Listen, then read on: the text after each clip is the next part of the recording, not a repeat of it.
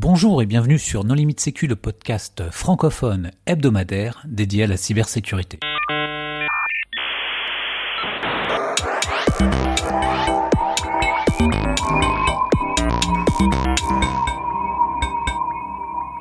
Alors aujourd'hui, nous allons parler de l'Intercert avec Thibaut Binetruy. Bonjour Thibaut. Et bonjour à tous. Pour discuter avec lui, les contributeurs Non Limite Sécu sont Hervé Schauer. Bonjour. Nicolas Ruff. Bonjour.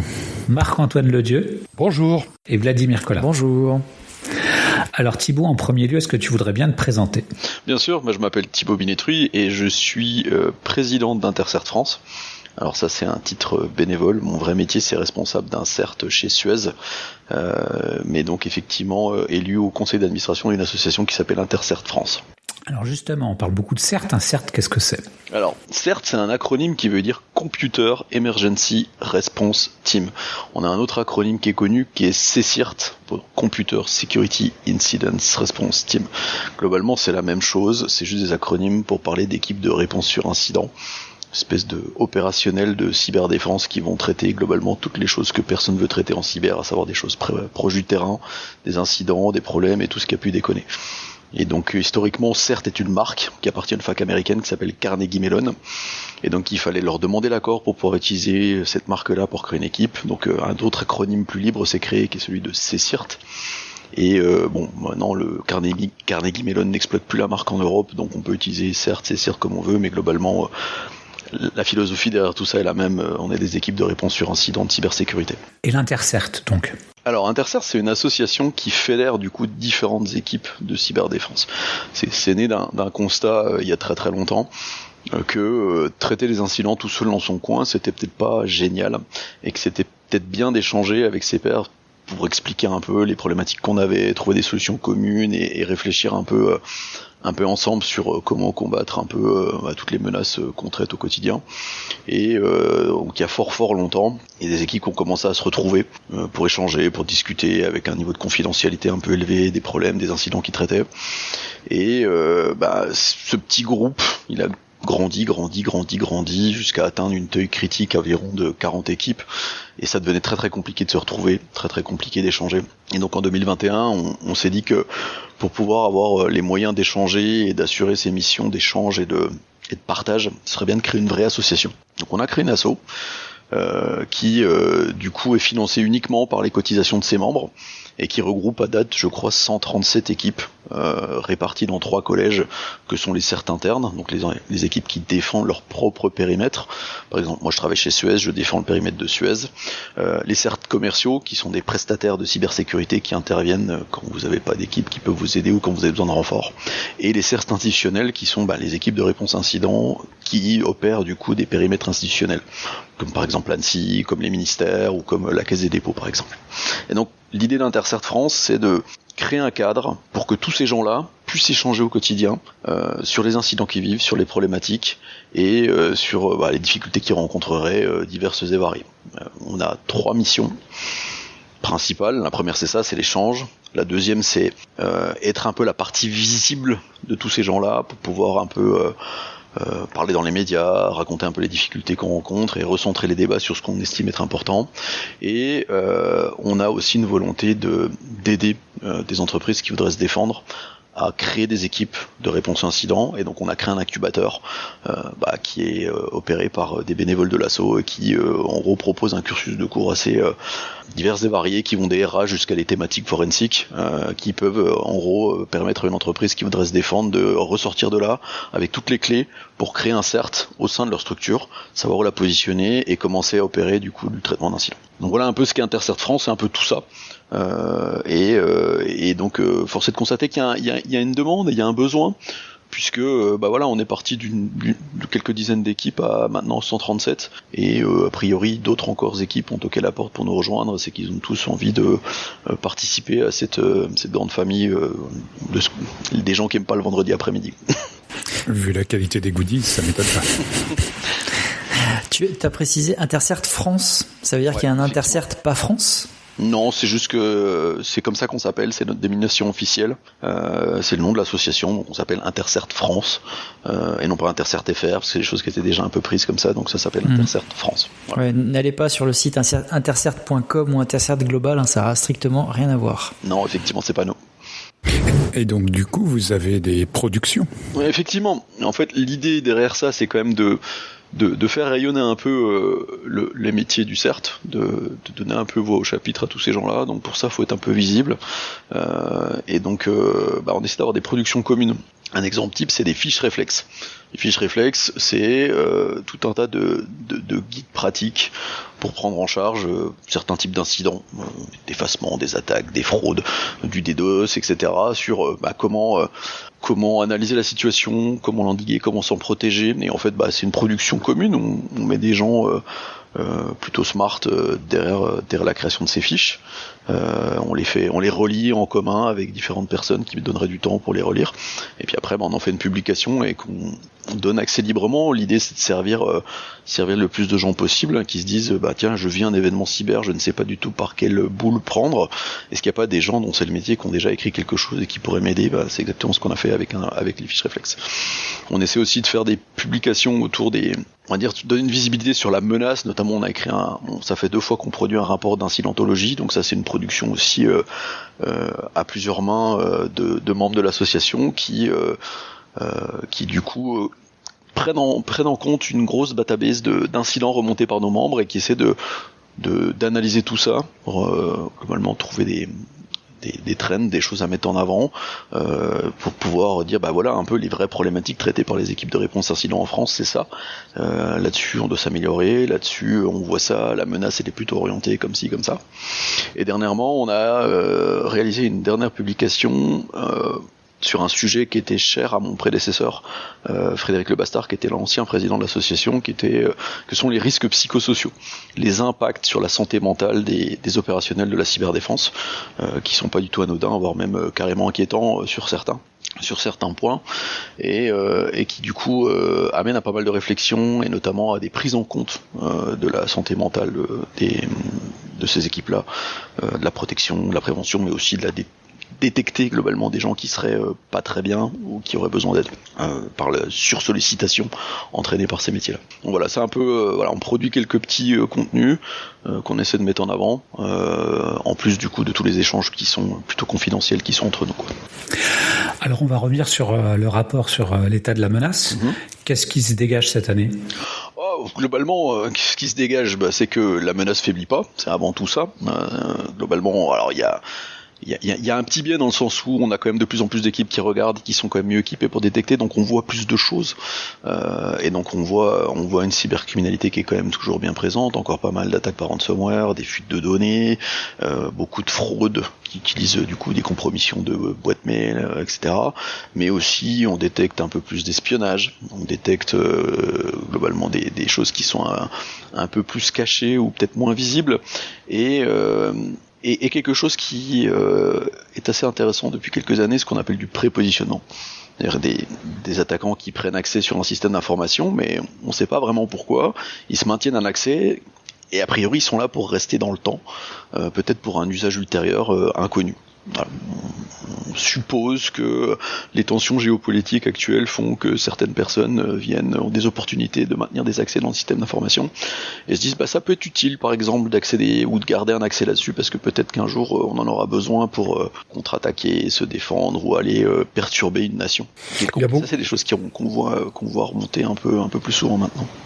Il y a d'autres rapports qui disent que finalement les rançongiciels ils chiffrent de moins en moins. De toute façon ils chiffraient déjà pas tout, ils chiffraient juste un petit bout. Et puis finalement ils s'orientent vers l'extorsion. Ouais. Et puis finalement ça marche de moins en moins bien. Et alors vous constatez qu'il y a un tassement ou finalement non, pas du tout? Alors il y a un tassement, oui et non. Je pense qu'il y a pas mal de biais là derrière. C'est-à-dire que les entreprises, en fait, le ransomware, je parle du rançongiciel avec le chiffrement des données. Au final, c'est pas une menace qui est si difficile que ça à détecter et à tacler. Les attaquants sont un peu bruyants, ils essaient d'aller vite, etc. Et donc, si les entreprises ont un peu organisé leur cyberdéfense, bien souvent, elles arrivent à empêcher ça, ou elles ont une posture déjà qui limite un peu les risques. Ce qui fait qu'effectivement, sur les structures un peu organisées, on en voit moins. Par contre, on voit quand même pas mal de petites boîtes qui se font toujours pas mal malmener.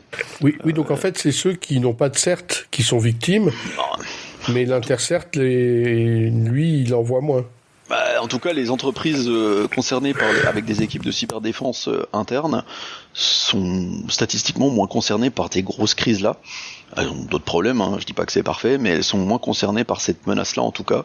Et on a vu plutôt un déport de ce genre d'attaque vers des structures plus petites, qui auraient moins investi ou qui auraient moins de moyens pour se défendre derrière. Donc effectivement, c'est peut-être quelque chose qui pose moins de problèmes sur certaines structures maintenant. Je pense qu'on en a encore pas mal. Quand on va sur ransomware.live, on voit encore tous les jours beaucoup de victimes de fuites de données, où on ne sait pas vraiment si le chiffrement, mais en tout cas qui sont victimes par les mêmes groupes d'attaquants qu'on croise depuis un petit moment. Et il n'y a pas parmi ces gens-là des victimes françaises. Le secteur de la santé ? Le secteur de la santé, c'est intéressant d'ailleurs. L'ANS a publié, donc l'Agence nationale de la santé a publié un rapport récemment, constate aussi une baisse des attaques par ransomware. Peut-être, il y a deux choses, peut-être aussi qu'ils se sont rendus compte qu'effectivement, les hôpitaux français n'ont pas vraiment les moyens de payer des rançons. Ça, c'est peut-être un fait aussi. Peut-être qu'ils ont aussi il y a aussi beaucoup de victimes en fait faciles possibles ailleurs, donc peut-être qu'ils ciblent ailleurs. Force est de constater qu'il y a effectivement moins d'hôpitaux qui ont été chiffrés ces dernières années. En tout cas ces derniers mois, pas ces dernières années. En France. En France. Parce qu'ils ont enfin compris que budget et chiffre d'affaires, c'était pas la même chose. Tout à fait. Bon, dans tous les cas, le ransomware, c'est qu'une partie des soucis qu'on gère au quotidien. Je pense qu'on a pas mal de choses dans notre assiette tous, et donc du coup on s'ennuie toujours pas. Et l'industrie ? Dans ce que vous voyez, a priori, vous voyez plus passer l'industrie que l'ANSSI, par exemple, qui a une autre analyse de la menace, parce que leur mission est quand même différente. Alors, qu'est-ce que tu veux dire par l'industrie ? Je sais pas, l'OT, notamment. Ouais, alors ça, c'est intéressant. L'OT, c'est un monde un peu complexe, dans lequel je pense que beaucoup d'entreprises ont du mal à aller faire de la cyberdéfense, pour plusieurs raisons. C'est parce que il y a beaucoup de legacy dans ces environnements-là, et donc aller installer un EDR ou une solution de sécurité moderne dans ces environnements-là, c'est pas quelque chose de trivial. Il y a aussi beaucoup de freins du métier. Il y a quand même beaucoup d'endroits où il y a écrit touche pas à ça petit con, parce que c'est derrière il y a des choses sensibles.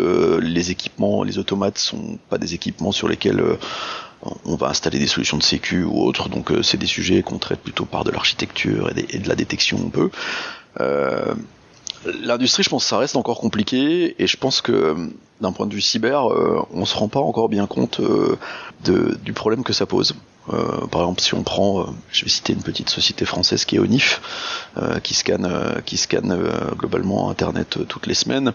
Si vous allez regarder sur les IP qui sont attribués à la France, combien de mots de bus sont exposés là, il y en a des milliers, et un mot de bus, c'est un accès indirect à un automate. Sa mémoire, on peut le manipuler. Si vous avez un équipement d'une certaine marque, il y a des protocoles encapsulés qui permettent directement d'aller manipuler, récupérer le code et faire des choses assez sympas avec. Au final, on a assez peu d'attaquants qui viennent jardiner là-dedans, je pense, parce qu'ils connaissent pas encore trop bien ces technos et qu'ils savent pas encore trop les utiliser. Alors je pense qu'il y en a qui sont très pointus, mais la grande masse n'est pas encore trop au point là-dessus. Ce qui fait que on n'est pas encore trop emmerdé dans le monde industriel, je dirais. Il n'y a pas encore eu de grosses catastrophes en France ces derniers mois qui disaient oh là là, telle usine a été attaquée parce que il y avait tel automate exposé.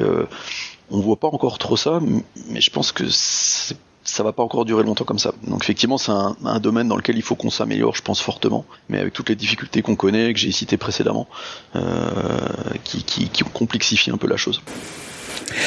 Et tu parlais de l'augmentation des menaces liées à l'espionnage. Est-ce que c'est parce qu'il y a plus d'attaques ou parce qu'on s'est amélioré en termes de détection ? Non, je pense qu'on s'est amélioré. À mon avis, ce qui se passe, c'est que le ransomware, on en avait depuis très longtemps. Au final, ce qui a vraiment illustré notre vulnérabilité, c'est les ransomware. L'attaque était soudainement très visible. Vous arrivez vendredi matin, il n'y a plus de système d'information, vous savez effectivement que du coup vous avez été attaqué. Est-ce qu'il y avait déjà l'espionnage à l'époque ? Probablement. Est-ce qu'on se rendait compte ? Pas du tout.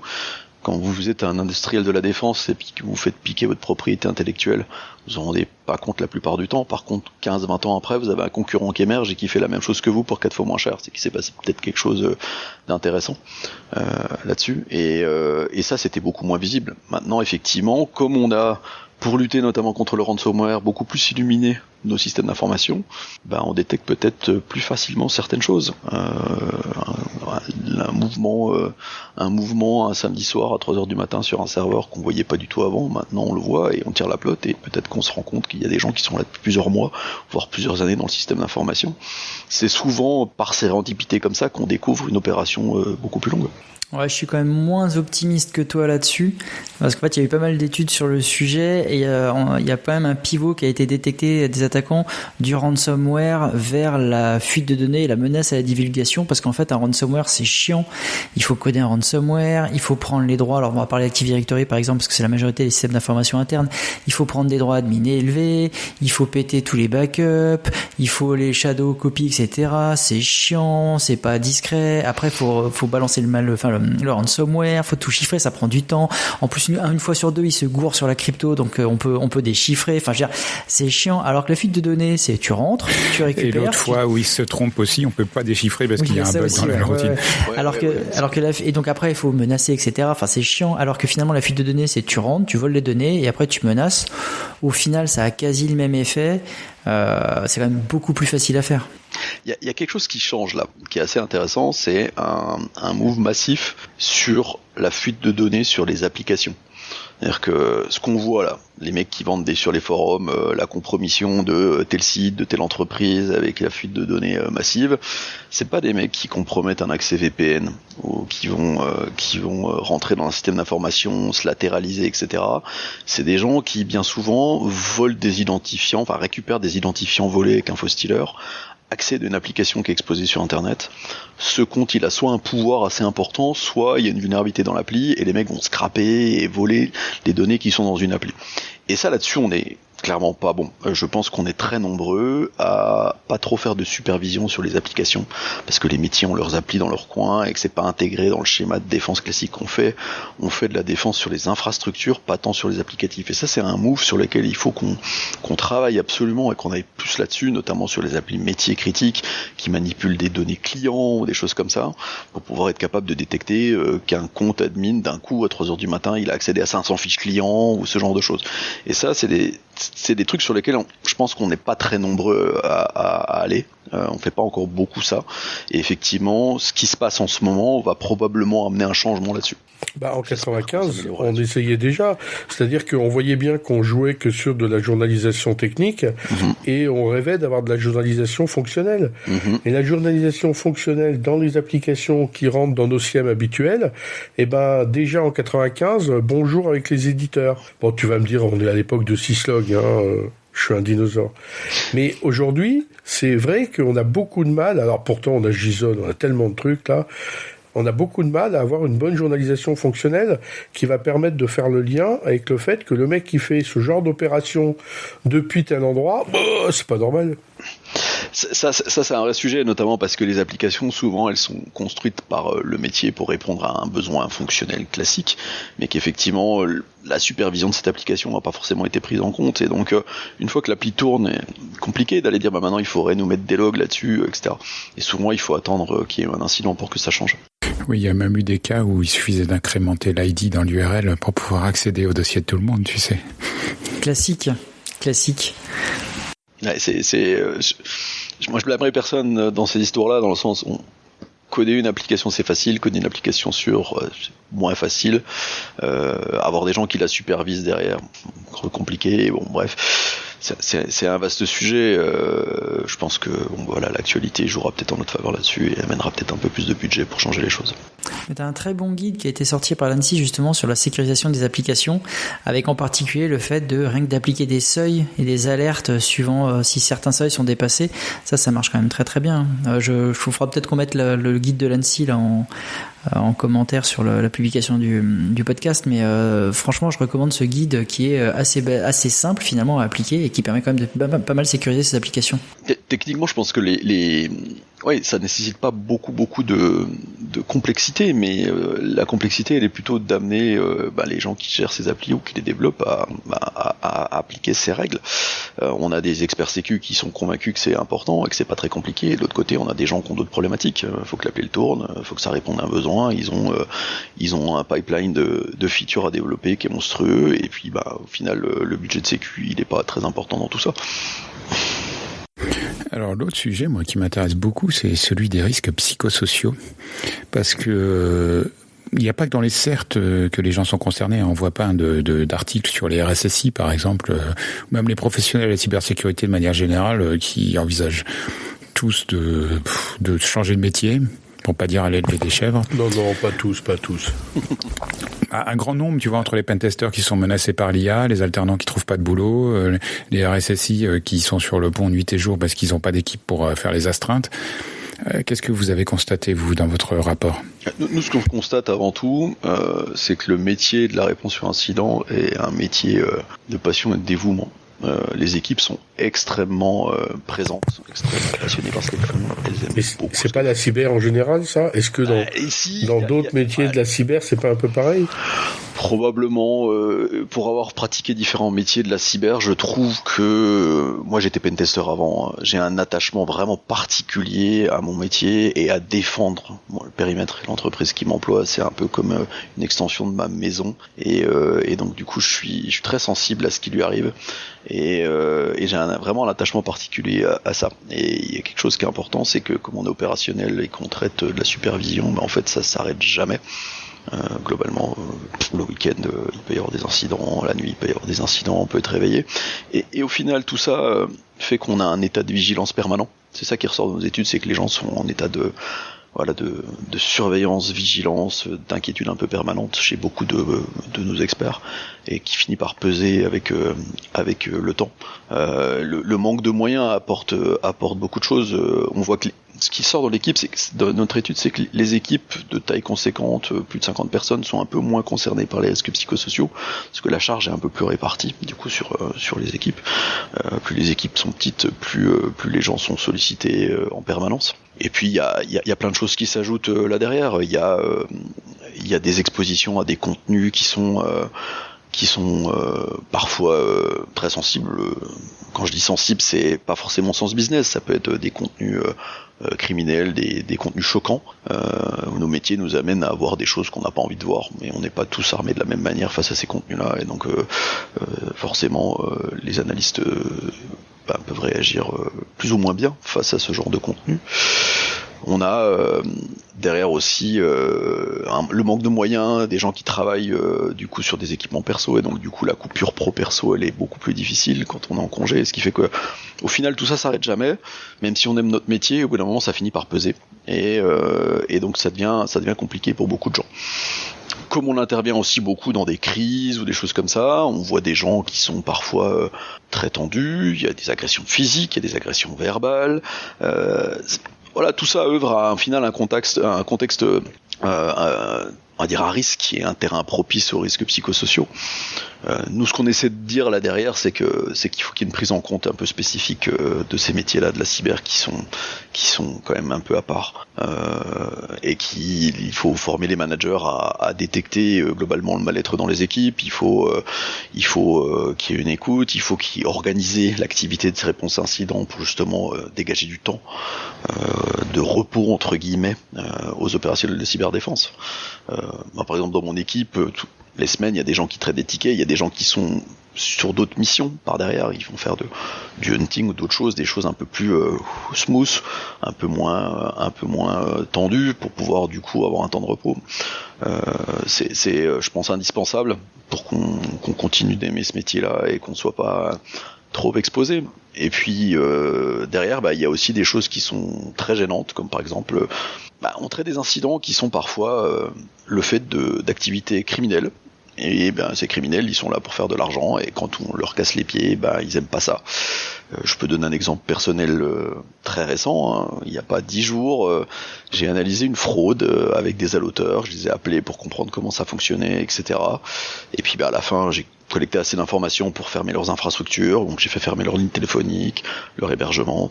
Ils ont fait très rapidement le lien en fait avec ce qui s'était passé, l'appel que j'avais eu avec eux, et dans la nuit à 3h du matin ils m'ont appelé en se faisant passer pour la police pour essayer d'obtenir mon identité, en me menaçant très ouvertement par téléphone. Et donc ça, on réagit pas tous de la même manière face à ce genre de choses. Et puis derrière, il n'y a pas trop de recours, quoi.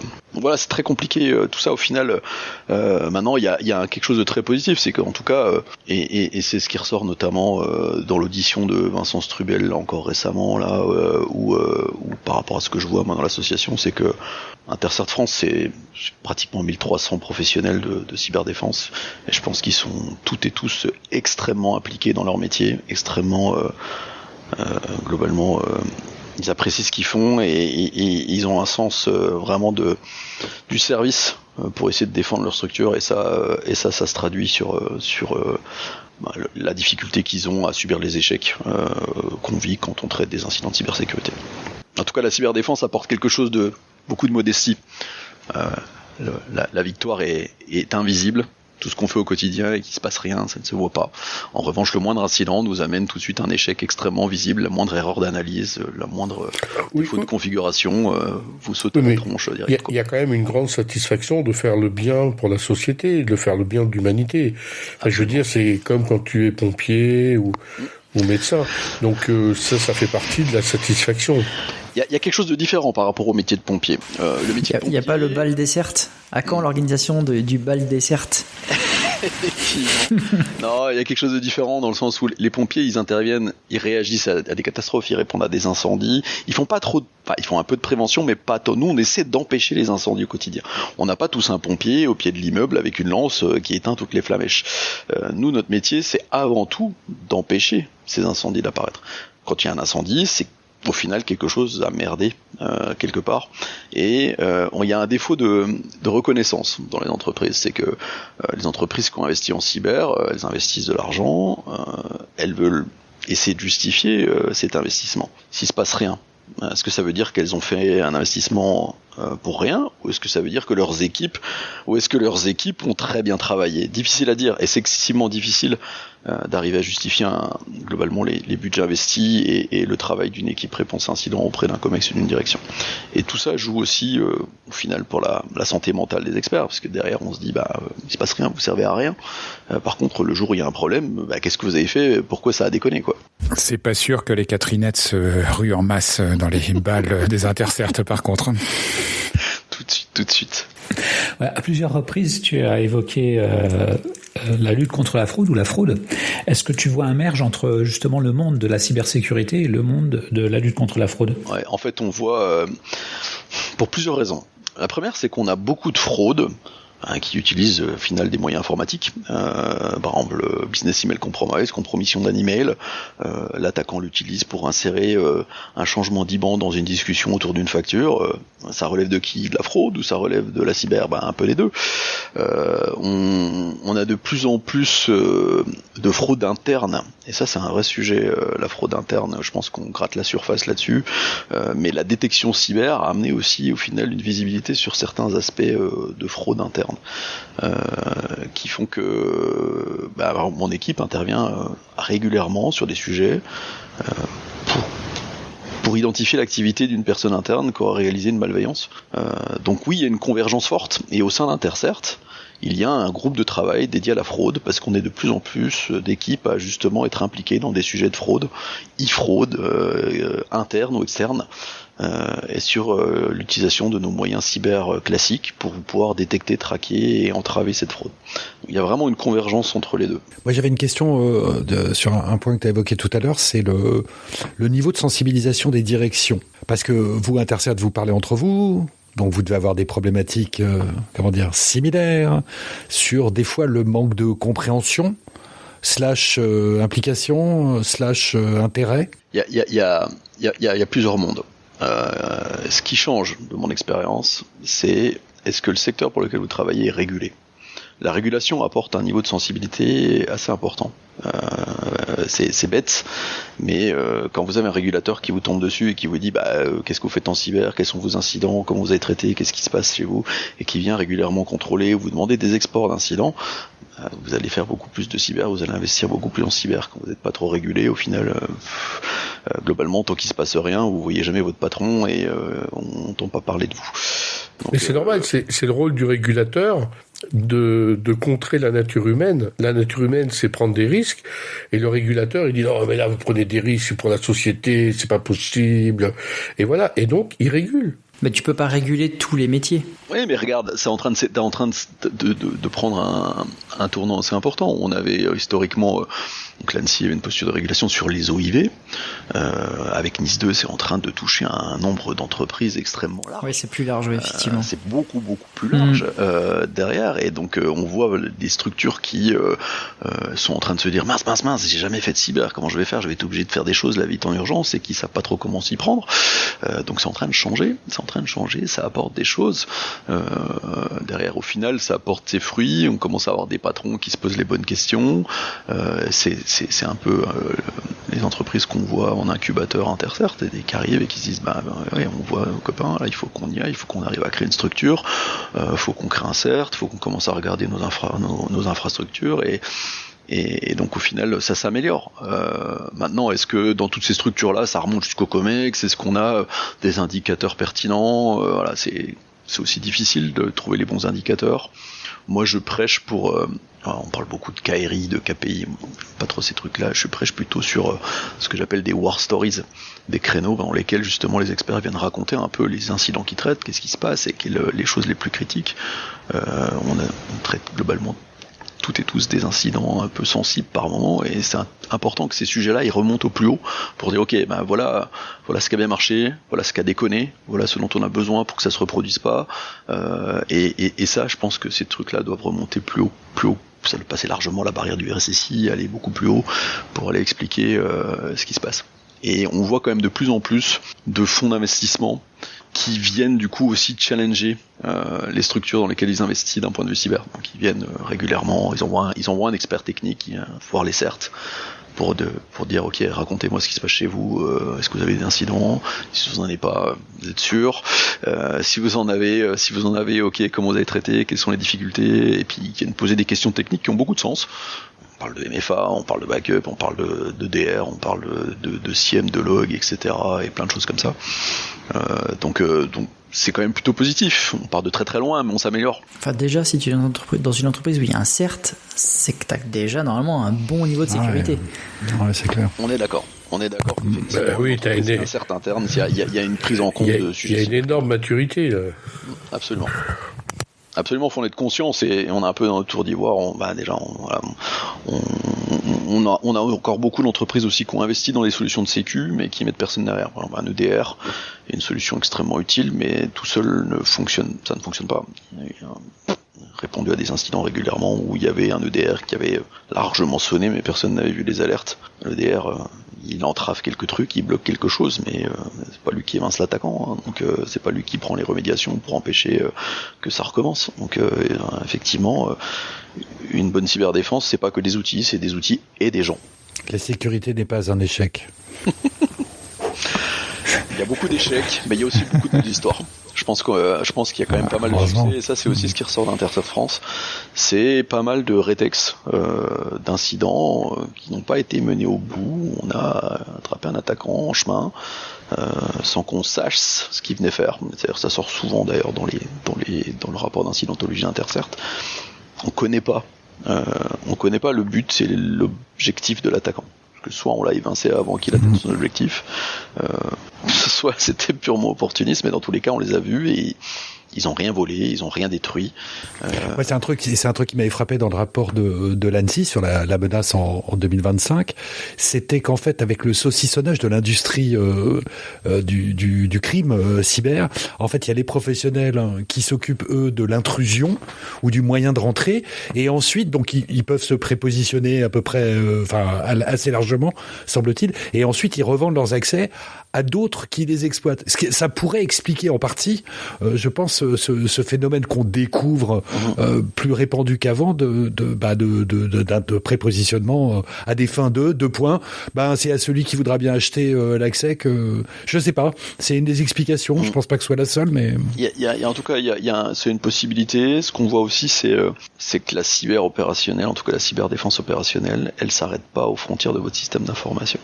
On voit de plus en plus d'incidents qui sont liés à un fournisseur, un prestataire, soit par rebond, c'est-à-dire que votre fournisseur se fait attaquer, c'est un fournisseur qui fait de la TMA chez vous, il y a des accès entrants sur votre système d'information.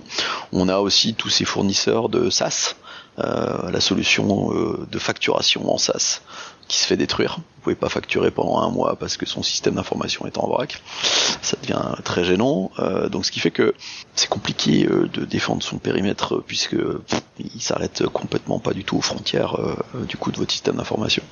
J'ai vu clairement des prépositionnements arriver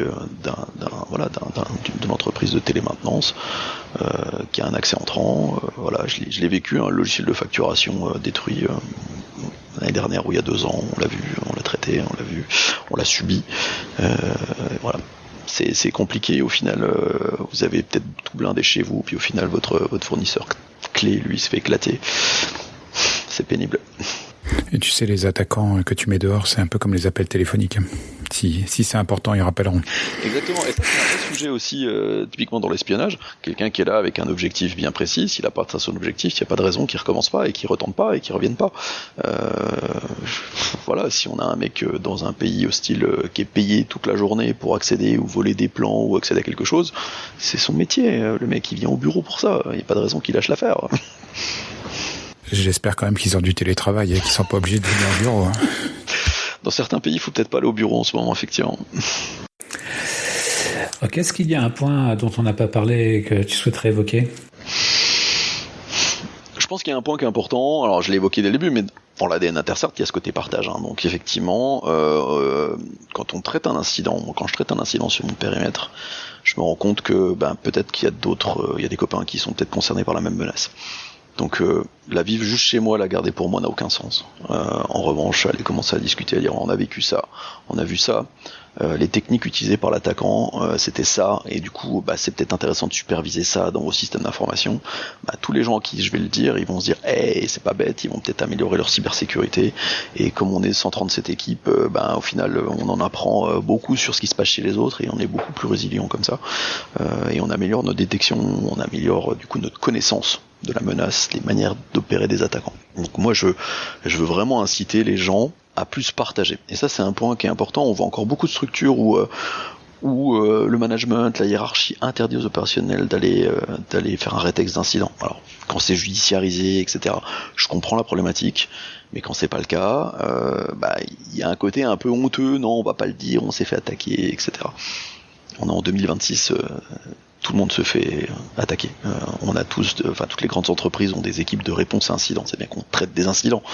Personnellement, je fais pas du tricot toute la journée, je traite des incidents. Donc on a des incidents, oui. Non.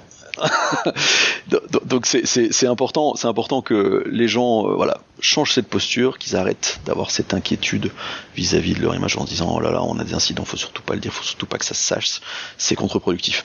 Et voilà, je les invite à échanger, à venir un peu plus parler sur ce qu'ils vivent. Nous, on a un cadre avec un niveau de confiance. En plus, on est sympa, on mord pas. De temps en temps, on va boire un coup, c'est sympa. Donc, venez nous voir. On sera ravis. On sera ravis en tout cas de vous voir rejoindre notre structure ou à minima éventuellement d'intervenir ou de parler un peu des soucis que vous avez. Tricot, apéro. C'est vrai que ça fait des grosses journées pour des problèmes psychosociaux derrière. Exactement. Non, mais c'est vrai qu'on est tout de suite très sensibilisé à la difficulté du problème. C'est vrai. Mais tu verras la problématique quand tu vas voir tes fournisseurs de bières clés se faire attaquer et qui pourront plus. Ouais. C'est déjà arrivé par le passé, c'était désagréable. Ouais, c'était au Japon. Effectivement, c'était assailli. Le microbrassage est devenu extrêmement populaire ces dernières années. Ouais, on est résilient là-dessus, effectivement, on est pas mal. La nation est sous contrôle, tout va bien. Ok Thibaut, eh bien merci beaucoup d'avoir accepté notre invitation. Merci aux contributeurs. Merci à vous. Chers auditeurs, nous espérons que cet épisode vous aura intéressé. Nous vous donnons rendez-vous la semaine prochaine pour un nouveau podcast. Au revoir. Au revoir. Au revoir. Au revoir.